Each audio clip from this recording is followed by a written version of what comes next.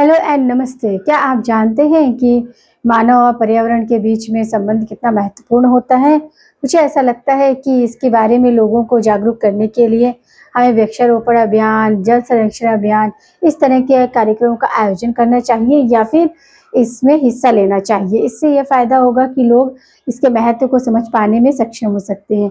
मेरा नाम है शालिनी राव, मैं डिजिटल बायोलॉजी शास्त्र की डिजिटल रचयिता हूँ। आपको हमारा वीडियो पसंद आए तो लाइक करें, शेयर करें एंड सब्सक्राइब करें। साथ में बेल आइकन को प्रेस करना ना भूलें, जिससे हमारे नए वीडियो की नोटिफिकेशन आप तक पहुंचती रहे। तो गाइस, चलिए हम अपने टॉपिक पर चलते हैं। हमारा इकोलॉजी का ये 11 पार्ट है। अभी तक हमने इकोलॉजी एकदम सिस्टमैटिक वे से 1 बाय 1 जैसे आपके एनसीईआरटी की बुक में है वैसे ही आपका टॉपिक बाय टॉपिक कवर करते रहे हैं। ठीक है, तो आज हम करेंगे कुछ स्पेशल स्पीसीज जो कि मतलब ऑर्गेनिज्म के बेस पर हैं, जैसे कि आपका एंडेमिक है, ठीक है, एक्सोटिक स्पीसीज है, ये सारे हैं। और इसमें ही हम कुछ देखेंगे कि इंसेक्टिवोरस प्लांट, स्पैरोफाइट्स स्पीसीज, इन सब के बारे में पढ़ेंगे। और फिर इसके बाद हमारा जो रहेगा वो कंजर्वेशन बायोस्फीयर्स आएंगे। ठीक है, बायोस्फीयर्स जैसे कि आपका जो जिससे पता है कि बायोडाइवर्सिटी जो है वो इंडिया कंट्री की बायोडाइवर्सिटी है वो वर्ल्ड में सबसे ज़्यादा है। इतना ज़्यादा डाइवर्सिटी अदर्स कंट्री में नहीं है जितना कि आपके इंडिया में है। ठीक है, तो हम सभी बहुत लकी हैं जो हम इंडिया में रहते हैं, क्योंकि हमारे देश जैसा कोई भी देश नहीं है बायोडाइवर्सिटी की बेस पर भी और फ्यूना एंड फ्लोरा के बेस पर भी। यहाँ पर सबसे ज़्यादा डाइवर्सिटी देखने को मिलती है। तो चलिए हम अपना टॉपिक शुरू करते हैं। हमारा some special types of organism के बेस पे हम देखेंगे आपका एंडेमिक स्पीसीज। एंडेमिक स्पीसीज क्या होती है? Particular area. ये क्या स्पेशल उसी एरिया में मिलेगी, हर जगह आपको नहीं मिल सकती। जैसे मैंने बताया कि बायोडाइवर्सिटी इंडिया के डिफरेंट है, तो उसी के बेस पर क्या है कि पर्टिकुलर एरिया पे आपका जियोग्राफिकल कंडीशंस अलग होती है, तो उसमें पर्टिकुलर वही, जैसे इसका संघाई डियर, इसका एक्सपेरिमेंट क्या है, एग्जाम्पल आपका संघाई टी। अब संघाई डियर कहाँ मिलता है? आपका लोकटेक लेक, मणिपुर में जो लोकटेक लेक है उसी में मिलता है। ये क्या आपका केबुल लामा जाओ नेशनल पार्क है, जो कि ओनली पूरे वर्ल्ड का फ्लोटिंग नेशनल पार्क है। ठीक है, कहाँ पर? मणिपुर में। और यहाँ पर आपको संघाई डियर तो पर्टिकुलर वो उसी एरिया में मिलेगा। ये आपको कश्मीर में नहीं मिल सकता, आपको महाराष्ट्र में नहीं मिल सकता, आपको यूपी में नहीं मिल सकता। कहाँ मिलेगा? पर्टिकुलर आपका क्या एरिया है, जियोग्राफिकल कंडीशन है, वहीं पर ये जाके लोकटेक लेक मणिपुर संघाई डियर ये वहां पर मिलता है। ठीक है, तो ये इस तरह की स्पीसीज को क्या बोलेंगे? एंडेमिक स्पीसीज बोलेंगे। ठीक है, अब जैसे कि कुछ स्पीसीज के नाम है जो कि आपके पर्टिकुलर एरिया में ही मिलते हैं, जैसे हंगल कश्मीरी स्टैग, ये कहाँ? दांचीग्राम नेशनल पार्क में ही मिलेगा आपको, और कहीं नहीं मिल सकता। ठीक है, अब ये है नेम्पेट खसेरिया, ये खासी हिल्स ऑफ मेघालय की जो खासी हिल्स है वहीं पर आपको नेफेंथिस खसारिया ये स्पीसीज मिलेगी। ठीक है, इसके अलावा आपको कहीं क्यों? क्योंकि वहां पर क्या है, जियोग्राफिकल कंडीशन है, इसलिए वो वहां पर ग्रो करती है और वहां पर मिलती है। ठीक है, फिर इसके बाद हम आते हैं अपने, ये हमारी हो गई एंडेमिक स्पीसीज। फिर आता है एक्सोटिक स्पीसीज। अब एक्सोटिक स्पीसीज को हम एलियन स्पीसीज भी बोलते हैं या इन्वेजिव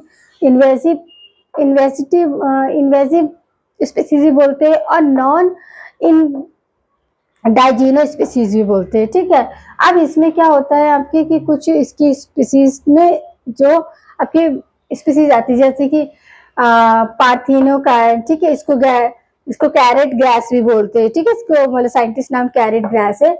और लेंटाना कामाना, ठीक है, आपका वो क्रास्की। अब ये क्या है, जो इसे क्या बोलते हैं? जलकुंभी बोलते हैं। ठीक है, स्काइन्यू क्रॉसिप, इसको क्या जलकुंभी बोलते हैं, जो कि क्या होता है, वाटर हाइथिंक होती है, ब्लू डेविल होती है, और जिसे टेरर ऑफ बंगाल भी बोलते हैं। ठीक है, क्या बोलते हैं? टेरर ऑफ बंगाल भी बोलते हैं। लेंटाना अमेरिका कैमिकाना, आपका 35, ये सब क्या है आपके स्पेशल, क्या है आपके एलियन स्पीसीज है। ठीक है, क्या स्पीसीज है? जो कि पर्टिकुलर एक्सोटिक स्पीसीज, जो कि आपके कहाँ मिलते हैं? आपके इंडिकेशंस है। ठीक है, फिर है इंडिकेटर स्पीसीज। ये भी क्या है आपका? Define any character of the, अभी इन्वायरमेंट के बेस पे इनमें कैरेक्टर मिलते हैं। ठीक है, जैसे कि लाइकेन है, लाइकेन इंडिकेटर ऑफ क्या है आपका? सल्फर डाइऑक्साइड पोल्यूशन या एयर पोल्यूशन। जहाँ पर एयर पोल्यूशन ज्यादा है वहाँ लाइकेन गायब होने लगते हैं।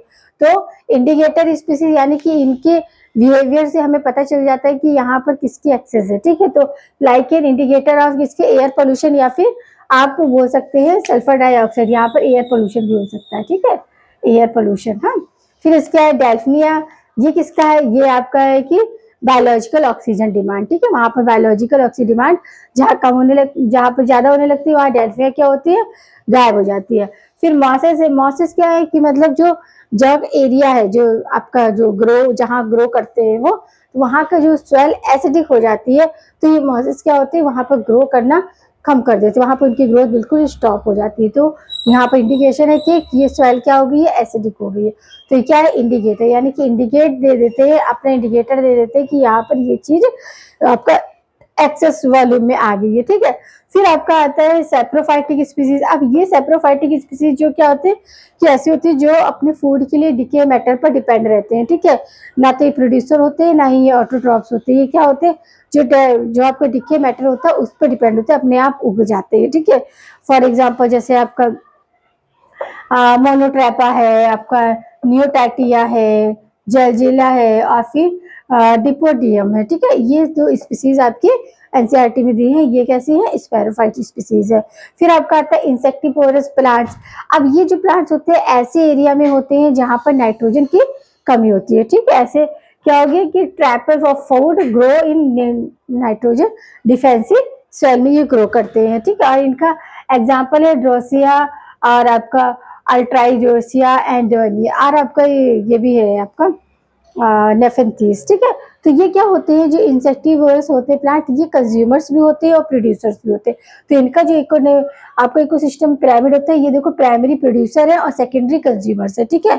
अब सेकेंडरी कंज्यूमर्स क्यों इन्हें बोला है, क्योंकि इनके पास एंजाइम वो होते हैं, डाइजेस्टिव ग्लैंड होती है। देखो प्लांट है फिर भी इनमें डाइजेस्टिव ग्लैंड पाई जाती है, जिसमें कि आपका एमाइलेज, लाइपेज, ये सारे के सारे सीक्रेट होते हैं, ठीक है। तो इनमें एंजाइम, इसलिए इनको कंज्यूमर्स में हम बोल सकते हैं। ये producer, primary producer and secondary consumers में आते हैं। और इकोसिस्टम का जो इनका पिरामिड होता है वो कितना होता है, 3 ट्रॉपिक लेवल होता है।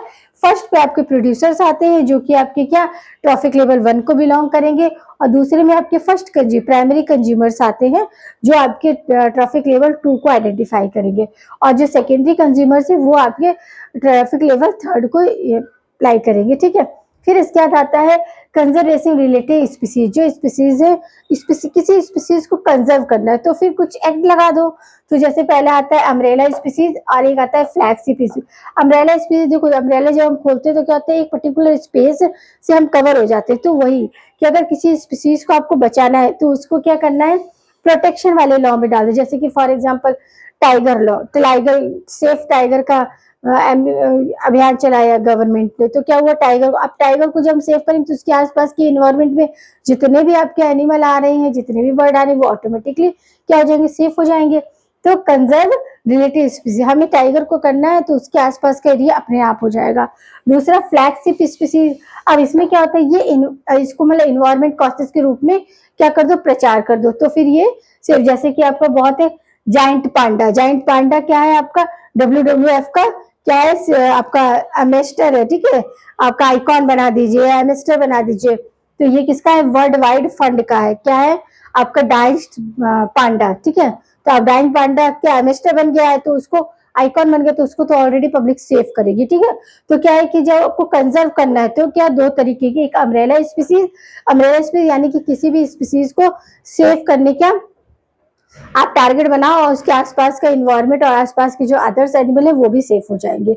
दूसरा फ्लैग स्पीसीज, तो इसमें क्या है आपका इन्वायरमेंट कॉसेस, ठीक है। तो इसको क्या करो, आइकॉन बना दो। तो ऑटोमेटिकली जब आइकॉन बनी जाएगा तो वो क्या हो जाएगा, कंजर्व हो जाएगा, ठीक है। फिर आता है बायोडाइवर्सिटी। जैसा कि मैंने बताया कि बायोडाइवर्सिटी जो है वो इंडिया की बायोडाइवर्सिटी सभी ऑल वर्ल्ड में सबसे बेटर है, ठीक है। इसको किसने टर्म दिया था, इसको टर्म दिया था रोजन ने। मगर ये टर्म पॉपुलर किसकी वजह से हुआ, ये पॉपुलर हुआ विल्सन की वजह से, ठीक है। दिया गया था रोजन से, और अगर पॉपुलर हुआ है, ज्यादा पॉपुलर आया, ज्यादा यूज किया या जिसने ज्यादा फील्ड में काम किया, तो वो कौन थे, एडवर्ड विल्सन, ठीक है। ये साइंटिस्ट ने इसको पॉपुलरिटी दी, किसको, बायोडाइवर्सिटी वर्ड को। और आपका अकॉर्डिंग टू रॉबर्ट मे, ये एनसीईआरटी की लाइन है, रॉबर्ट मे, तो इन्होंने क्या किया कि ग्लोबल स्पीसीज डाइवर्सिटी इज, पूरे मतलब वर्ल्ड की जो ग्लोबल डाइवर्सिटी है उसमें कितनी स्पीसीज हैं आपकी, 7 मिलियंस, ठीक है, ये इनका स्टेटमेंट है। क्वेश्चन ऑब्जेक्टिव में आपका आ सकता है कितने मिलियन से, ठीक है, तो 7 मिलियन से, ठीक है।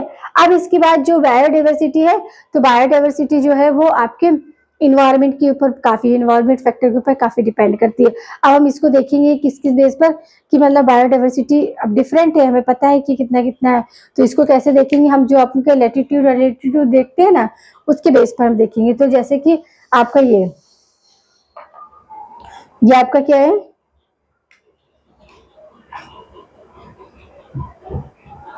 Level of biodiversity. अब आपका क्या ये है, तो ये क्या है, सिंपल आपका, तो ये क्या है आपका इक्वेटर है, ठीक है, और इधर आपका क्या है नॉर्थ पोल है, और इधर आपका साउथ पोल है, और ये क्या है आपका ये इक्वेटर है, ठीक है। तो यहाँ पर बायोडाइवर्सिटी क्या होगी, 0 रहेगी, क्योंकि टेम्परेचर यहाँ पर क्या है मिनिमम है।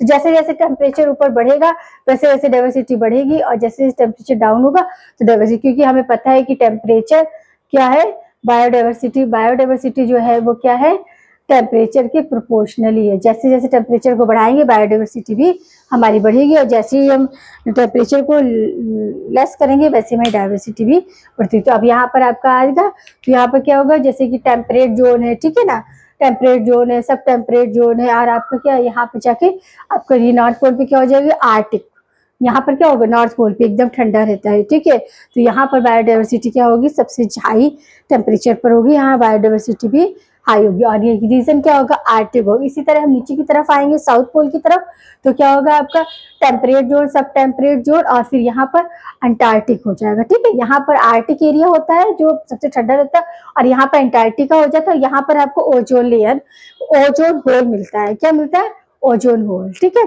तो इतना याद रखना है कि इक्वेटर पे आपका बायोडाइवर्सिटी और टेम्परेचर दोनों ही लो होते हैं, और जैसे जैसे हम ऊपर की तरफ नॉर्थ की तरफ चलते जाएंगे, जैसे जैसे हमारा इक्वेटर में टेम्परेचर बढ़ता जाएगा, जैसे जैसे वैसे वैसे हमारी बायोडाइवर्सिटी भी बढ़ती जाएगी। और नॉर्थ पोल पे क्या है आर्टिक है, जहाँ पर टेम्परेचर, इसको हम कोल्ड डिजर्ट भी बोलते हैं, ठीक है। और ऐसे ही आप नीचे की तरफ जब आएंगे साउथ पोल की तरफ, तो वहाँ अंटार्कटिका है, जहाँ पर आपको ओजोन होल देखने को मिलता है, ठीक है। Every year scientist ozone hole के जो साइज बढ़ रहा है उसके लिए भी बहुत काम कर रहे हैं कि कैसे इस साइज को मतलब परमानेंट ही कर सकते हैं, या फिर कैसे इसे स्मॉलर कर सकते हैं, ठीक है। तो ये आपका है, तो बायोडाइवर्सिटी पे हमने देखा लेवल ऑफ बायोडाइवर्सिटी। तो क्या है आपका ये आपका ग्रेडियंट, ये ग्रेडियंट के बेस पर है, तो आपका 2 तरह का एटीट्यूड, लैटिट्यूड एंड टेम्परेचर। तो ऐसे इस पे जाएंगे तो क्या होगा, टेम्परेचर बढ़ता जाएगा, बायोडाइवर्सिटी क्या हो जाएगी, लेस होती जाएगी। तो ये आपका हमने यहाँ पर एक्सप्लेन कर दिया, ठीक है। अब आता है लेवल ऑफ बायोडाइवर्सिटी। अब लेवल ऑफ बायोडाइवर्सिटी भी आपका 3 है, एक जेनेटिक बायोडाइवर्सिटी है, ठीक है, और एक है आपका एनवायरमेंटल, और एक है आपका क्या इकोसिस्टम, ठीक है। तो आपका जेनेटिक बायोडाइवर्सिटी है वो आपका क्या है, इसका एग्जांपल आपका बुक में दिया है रेफिया, ठीक है, रेफिया। और आपका स्पीसीज डाइवर्सिटी यानी कि स्पीसीज के बेस पर, तो स्पीसीज डाइवर्सिटी जो है वो वेस्टर्न घाट पे आपके कितना वेस्टर्न घाट पे आपकी कितनी एम्फीबियन 70 एम्फीबियन स्पीसीज होती है, ठीक है, पाई जाती है कहाँ, वेस्टर्न घाट पे, स्पीसीज लेवल पे बता रहे बायोडाइवर्सिटी। और इकोसिस्टम ये तो आपका एक इन्वायरमेंट फैक्टर के बेस पर डिफरेंट स्पीसीज है, ठीक है। वैसे भी हमें पता है कि जैसे कि हमारा इसमें हम ये भी कह सकते हैं कि देखो, जैसे हमें पता है कि जो ऑल वर्ल्ड में जो है, इंडिया में कितना आपका ये जो मैंगो का जो स्ट्रेन है वो कितना 1000 टाइप ऑफ मैंगो स्ट्रेन है, और आपका राइस का 50,000, केवल इंडिया की बात कर रहे हैं कि इंडिया में आपका राइस का स्ट्रेन 50,000 टाइप होता है, और मैंगो का 1000, जो अपने आप में बहुत ज्यादा है, ठीक है। तो बायोडाइवर्सिटी हम देखेंगे कि आपका कैसे, अगर हम देखते हैं तो 12 मेगा डाइवर्सिटीज एरिया है जो पूरे वर्ल्ड में, जिसमें 8 आपके इधर है इंडिया में ही है, ठीक है। तो इस तरह से हम देख रहे हैं कि बायोडाइवर्सिटी के बेस पे, तो हमारे यहाँ पर क्या हो गया, आपके बायोडाइवर्सिटी यहाँ हमारा कंप्लीट हो गया, लेवल ऑफ बायोडाइवर्सिटी भी, और ग्रेडियंट पे कैसे देखेंगे, एटीट्यूड, एटीट्यूड, और ऐसे देखेंगे। अब आगे जो होगा हम आगे करेंगे बायोस्फीयर, ये सारा टॉपिक को हम नेक्स्ट पार्ट में लेंगे। तो ठीक है, यहाँ पर हमका ये टॉपिक आपको पढ़ना है, इसको अच्छे से, ठीक है, क्योंकि ये सब चीज़ें याद करनी है आपको। Please okay.